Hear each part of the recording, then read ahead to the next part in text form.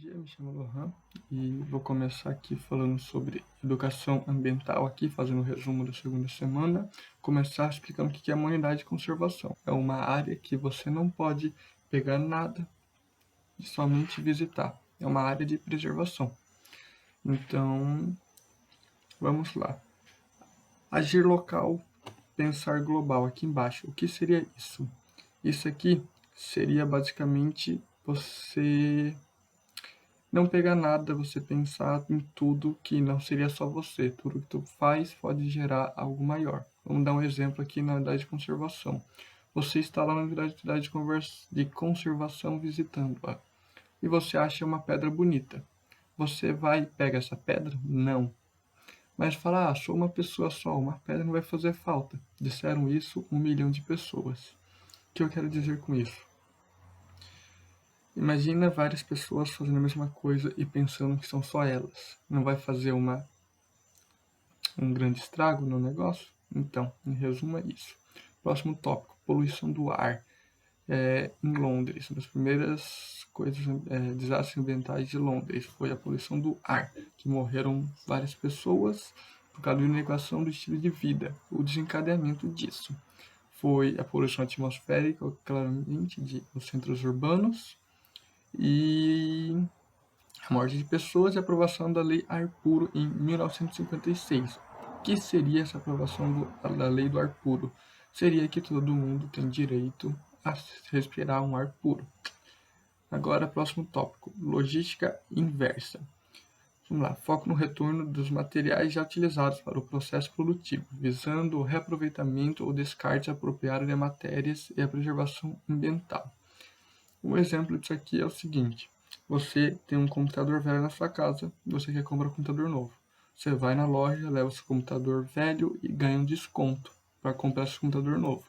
Esse computador velho que você deixou na loja, ele vai voltar para utilizar algumas peças, depois vai ser vendido, entregue de volta para você. E assim funciona o ciclo. Beleza? Vou colocar aqui, Brasil. Milagre econômico. O que seria isso?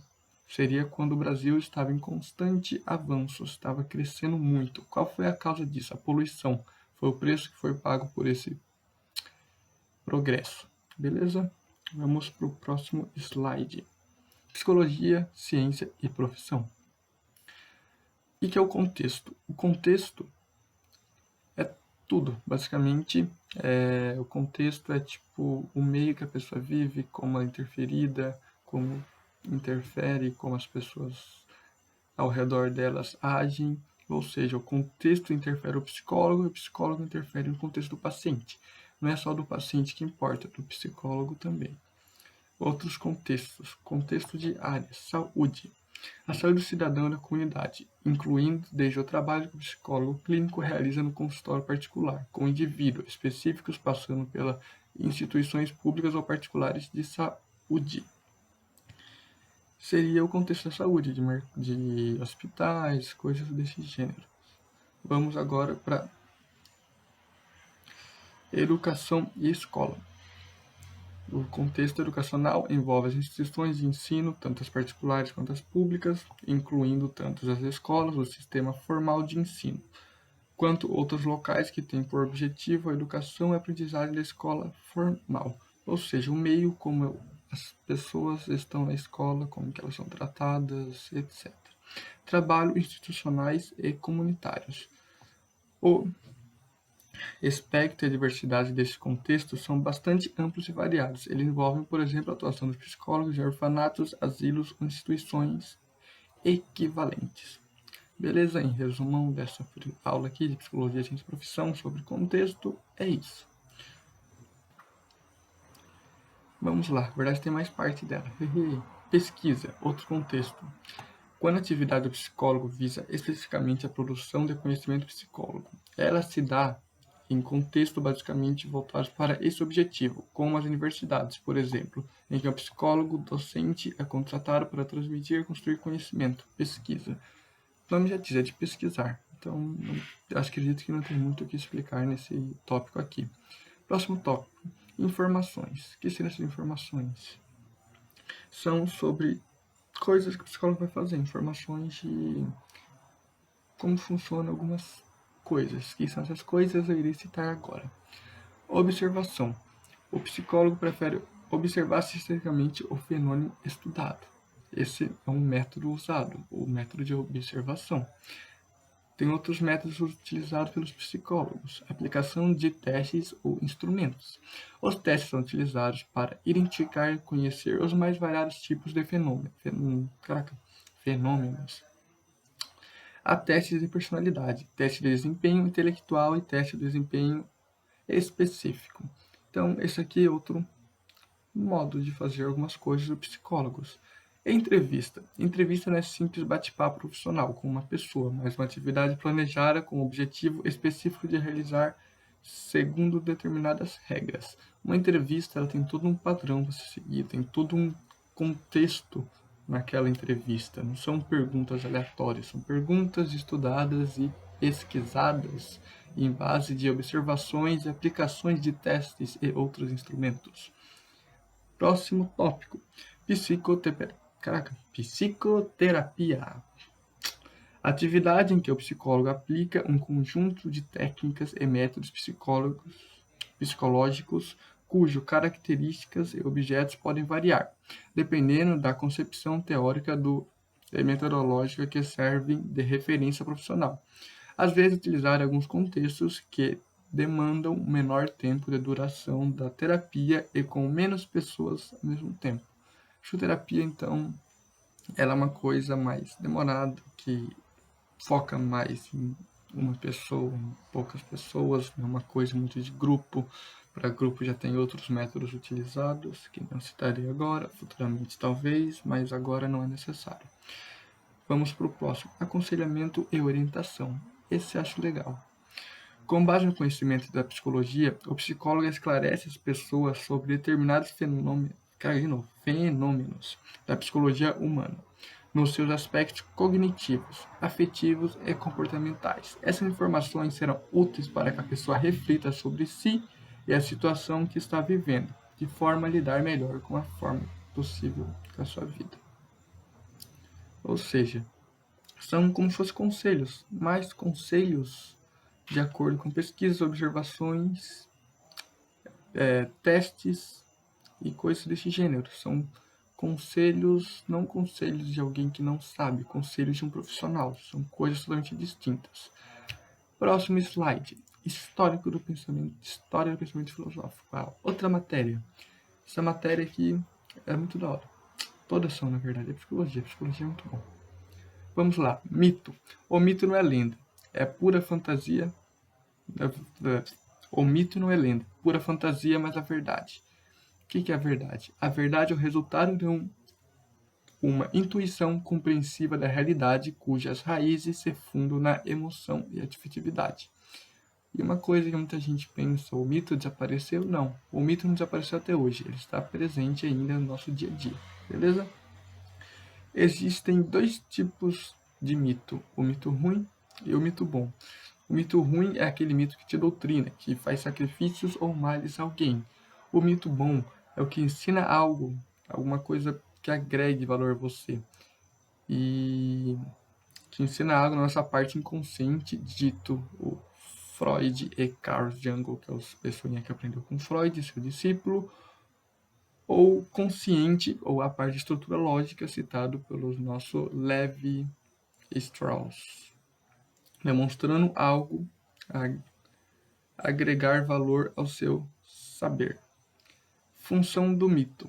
O que um mito serve? Para que existe um mito? Para garantir a tradição e a sobrevivência de uns grupos. Bom, para finalizar, o mito faz parte da vida humana, expressando por meio de crenças, dos temores que nos mobilizam.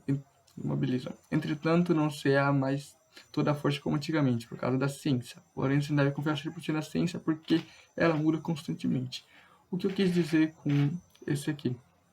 O mito, antigamente, vamos dar lá, Gréciazinha, antes do renascentismo, vocês vão entender porque é do renascentismo que um dos tópicos das próximas aulas é sobre isso. Antes do renascentismo, o mito era muito utilizado. Você tinha um deus, Esse Deus criava algumas histórias e aquela história seria totalmente verdade. Você não poderia fugir do seu destino. Então, esse era um mito que era 100% antigamente. Aquele mito era 100% verdade. Hoje em dia, não. A gente tem mitos como esse. Não entrarei em mérito agora deles, porque muitas vezes pode pegar a parte ética e moral de alguém, mas enfim. Hoje em dia a gente tem os mitos, dá um exemplo de um mito que não tem nada, que não interfere nada, o mito da caverna de Platão, da alegoria da caverna. Então, como que é esse mito?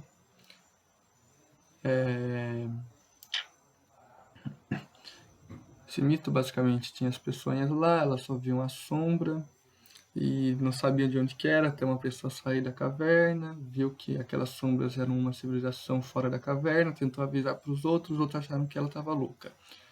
É um mito da alienação, é um mito atual, é um mito que, atual aspas, né? Mas é um mito que é usado até hoje. Beleza? Vamos para o próximo. Psicologia de desenvolvimento ciclo vital. Vamos lá. Método de estudo aplicado a crianças. Observação, experimentação e introspecção. Observação biográfica e normativa. Observações longas. Piaget, como exemplo, observou o próprio filho e fez uma dessas observações. Beleza? Vamos para a experimentação. O que é a experimentação? É criar uma situação bem definida e controlada pelo pesquisador, além de introduzir uma alteração com o objetivo de observar essas alterações no comportamento. Antigamente, é meio antiético isso, mas tinham psicólogos, médicos, psiquiatras que pegavam um bebê e assustavam o bebê para ver como ele agia diante daquela situação e muitas vezes o susto que eles levavam criava um trauma alguns anos depois. É antiético, mas é uma experimentação que era usada. Você criava uma situação e dessa situação você pegava dados que serviriam para você. Beleza? Vamos para o próximo. Um plano transversal. O que é um plano transversal? Uma experiência em plano transversal. É quando você pega várias pessoas da mesma idade para ver um desempenho. Vamos ver, várias pessoas de 10 anos fazem tal coisa. Então, a estatística é que essas pessoas sejam assim. Então, basicamente é isso. O plano longitudinal é por repetição, por tempo. É uma coisa que vai durando, vai olhando várias vezes, anos. Então, basicamente é isso. Que seria basicamente o que o Piaget fez com o filho aqui. O que é uma mortalidade experimental? Uma mortalidade experimental é quando o psicólogo ou o paciente não pode mais à consulta, assim não chegando ao resultado final. Ou seja, por algum motivo, às vezes, se for psicólogo particular, o cliente, o paciente não consegue mais pagar, então acaba ficando pela metade o experimento lá, às vezes está fazendo uma pesquisa e na metade da pesquisa acontece alguma coisa com o cliente ou com o próprio psicólogo, então toda a pesquisa acaba por falta de recursos, tá? Vamos para o próximo slide. História da psicologia. Agora vou falar aquela parte que eu falei ali atrás do Renascimento. A gente estava falando do a construção do eu na modernidade. Inclusive a gente está lendo alguns capítulos do livro, que é esse livro que eu acabei de falar. Então, foi um resumo aí do capítulo 2 ao 8, bem resumido isso aqui, tá? Porque é bastante coisa, mas os tópicos que eu achei mais importantes foram esses aí. E, crucial, saibam sobre o renascentismo. Estudem sobre ele para conseguir entender essa aula, porque vai precisar saber. Eu fiz aqui uma pequena resuminha separada para eu ler aqui, para dar uma pincelada para vocês. Valores medievais, ou seja, antes do renascentismo. O tempo pertence a Deus. Assim, é pecado emprestar dinheiro, juros, ou seja, por cobrar juros pelo tempo que ele teve emprestado. A fé é mais importante que a razão. As ações coletivas são valorizadas. As pessoas consideram-se membros da cristianidade. Deus está no centro das Atenções, teocentrismo. O corpo é fonte do pecado. Esses eram os valores medievais, antes do renascentismo. Agora vamos por valores do renascentismo. O tempo pertence ao homem, que deve, portanto, usá-lo em benefício próprio. Razões e fé são importantes. Valorize o talento e a capacidade de cada um individualmente. O homem está no centro das intenções, ou seja, antropocentrismo, e o corpo é fonte de beleza. Aqui é o X da questão da aula. Eu na modernidade. Aqui começa a construção do eu, tirando dos valores medievais e começando pelos renascentistas, focando na gente, no nosso eu. Bom, agora vamos aqui para o resuminho da aula. Eu, antes do renascentismo, não pensava por si só, eram predestinados pelos deuses. Você não escapava do seu destino. E a Terra era o centro de tudo. Acabei de ler isso no resuminho. Eu, depois do renascentismo, Terra não é mais o centro de tudo. Livre-arbítrio, pensa por si só. Eu, como processo inacabado, eu separado do mundo externo, distribuição de costumes tidos como naturais. Ou seja, o ser humano começa a se valorizar nessa época. O ser humano começa a falar, por quê? Eu não estou me valorizando. Cadê meu valor? Cadê meu tudo? Então começa tudo nessa época. Aí que coloquei algumas coisinhas que achei interessante. Liberdade, causa da perdição humana. Porque